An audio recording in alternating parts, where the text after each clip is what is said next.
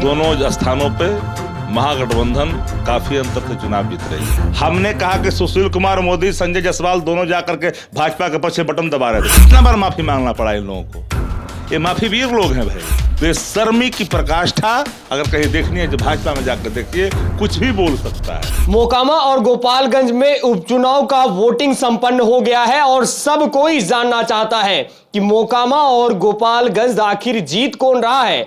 कई सवाल सियासी रूप से चल रहे हैं। सभी राजनीतिक दल के द्वारा यह कहा जा रहा है कि उनके जो कैंडिडेट हैं उनकी जीत सुनिश्चित है। मोकामा की बात करेंगे, हम लगातार मोकामा को कवर किए हैं और आज इसी पर बात करेंगे। प्रवक्ता हैं शक्ति सिंह यादव जी से। शक्ति भाई, हमने बात की थी पिछले बार जब आपसे, तो आपने कहा था कि दमदार प्रचार है और रिजल्ट भी शानदार है। क्या माने और किस तरीके से आप देख रहे हैं? अब मतदान हो गए हैं। जिनको राजनीतिक अनुभव है, क्षेत्रों का ज्ञान है, समीकरणों का ख्याल है, मतदाताओं के उत्साह का आकलन है, वो सबको पता है कौन जीत रहा है कौन नहीं जीत रहा है। यह बताने की जरूरत तो नहीं है। पूरा बिहार जानता है, क्षेत्र के लोग जानते हैं कि दोनों स्थानों पे महागठबंधन काफी अंतर से चुनाव जीत रही है। जो मुगालते में जी रहे हैं ना, भारतीय जनता पार्टी जीने दीजिए 2 दिन के लिए, क्या दिक्कत है? कल भर अगर उत्साह मनाती है तो क्या दिक्कत है? फिर पोलिंग एजेंट भी नहीं मिलेगा। उत्साह अगर नहीं बना तो काउंटिंग एजेंट कहाँ से मिलेगा? तो बाजार तो बना के रखना है ना कि काउंटिंग में जाने के लिए काउंटिंग एजेंट की जरूरत पड़ती है, तो नहीं मिले तो अच्छी बात तो नहीं है।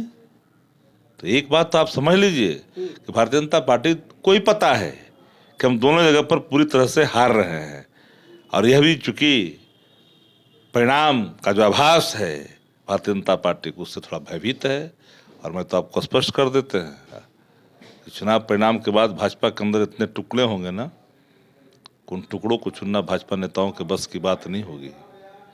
न जाने कितने टुकड़ों में तब्दील होगी भाजपा बिहार के अंदर में। भाजपा की फौज उतर गई थी। पूर्व मंत्री, नेता प्रतिपक्ष लगातार कैंप कर रहे थे, सड़कों पर उतर रहे थे, जनसंपर्क अभियान चल रहा था। अब तो फेसबुक पर बड़े बड़े पोस्ट लिखे जा रहे हैं, मेरी जीत पक्की है, बिहार में सरकार को जवाब दे देंगे, जनता समझ रही है। अब लिखे तो कल सुबह में कि नामांकन रद्द हो गया, भाजपा ही के लोग लिखे थे ना। गिरफ्तार भी हो गए, होंगे ही। आज लिख रहे हैं तो कल डिलीट भी करेंगे ही। इन लोग का कोई नैतिक बल भी नहीं है, लोकतांत्रिक मर्यादा का अनुपालन करने वाले लोग हैं ये लोग। जिसको कहते हैं ना बेशर्मी की मैंने प्रकाष्ठा पर रह करके काम बात करना, वही काम भारतीय जनता पार्टी के अंदर है। भाजपा कभी सुधर नहीं सकती है, कभी नहीं सुधर सकती है। ये हैबिचुअल है, अफवाह फैलाने के मामले में, झूठ बोलने के मामले में, फरेब फैलाने के मामले में, और कुछ प्लेटफार्म भी 4 दिन से 1-2 उंगली पर गिने हुए जिन लोगों ने जो कारस्तानियां की है, वो तो अपने धर्मों से विमुख हो गए थे। लोग क्या से क्या लिख रहे थे, क्या से क्या दिखा रहे थे। डिस्ट्रिक्ट जज ने आदेश जारी कर दिया। क्या मतलब है भाई? क्या क्या चल रहा था कैप्शन, न जाने क्या क्या लोग भाजपा की चाकरी में सब कुछ नीलाम कर रहे थे। बिहार की जनता, देश की जनता देख नहीं रही है क्या? भाजपा मुक्त भारत की ओर बढ़ चुका है संकल्प, उस संकल्प पर रुकने वाला नहीं है। भाजपा मुक्त बिहार, भाजपा मुक्त भारत। सुशील मोदी कह रहे थे कि जदयू के जो नेता हैं वो नाराज हो गए हैं, उनके कैंडिडेट मिले नहीं और राजद ने जिसे कैंडिडेट बनाया है और वो अंदर से चुपचाप कमल छाप, ये बात भी उन्होंने कही है। असल सवाल वो है कि किसका नाम ले रहे हैं आप लोग? सुशील कुमार मोदी जी को सीरियस लेता है? जब भाजपा ही सीरियस नहीं लेती है, जनता तो कभी सीरियस लेती नहीं है। एगो मीडिया सीरियस लेती है, न जनता सीरियस लेती है, न नेता सीरियस लेती है सुशील कुमार मोदी जी को। लेकिन काफी आक्रामक हो गए। हम तो बता रहे हैं ना, मीडिया के कुछ वर्ग चरित्रों पर कोई हमला करेगा क्या? अब प्रशांत किशोर जैसे लोगों को नहीं चला रहा है क्या? लोग हेडलाइन चला रहा है। न कोई क्रांतिकारी है, न कोई अवदान है, न कोई योगदान है, न सामाजिक कार्य करता है, न कहीं से निकला है आंदोलन से। वो तो कह रहे सरकार ही बदल देंगे।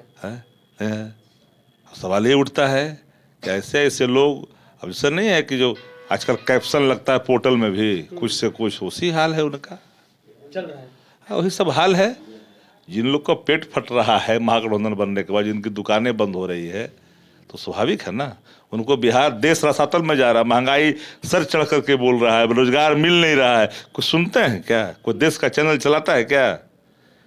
मोदी और शाह के खिलाफ कोई चलाने वाला है देश के अंदर में? हिम्मत है, मजाल है? इसलिए कि वो कुछ भी कर देगा, देश बेच भी देगा तो वो मंजूर है, लेकिन ये मंजूर नहीं है। देश की तरक्की, उन्नति, पढ़ाई लिखाई, बुआई कटाई सिंचाई करवाई सुनवाई मंजूर नहीं है। न ये गरीब से मतलब है, न अमीर से मतलब है। 150 से अधिक लोगों की जानें चली गई गुजरात में। कितना आपने देखा नेशनल चैनल को चलाते हुए? कौन सा एगो पुल का स्पैन अंडर कंस्ट्रक्शन था बंगाल में, प्रधानमंत्री कैसे चिल्ला रहे थे, मीडिया कुछ वर्ग कैसा चिल्ला रहा था, इसमें तो सब सुन गया है। तो जनता देख नहीं रही है। धीरे धीरे विश्वास ऐसे लोगों से भी उठ रहा है।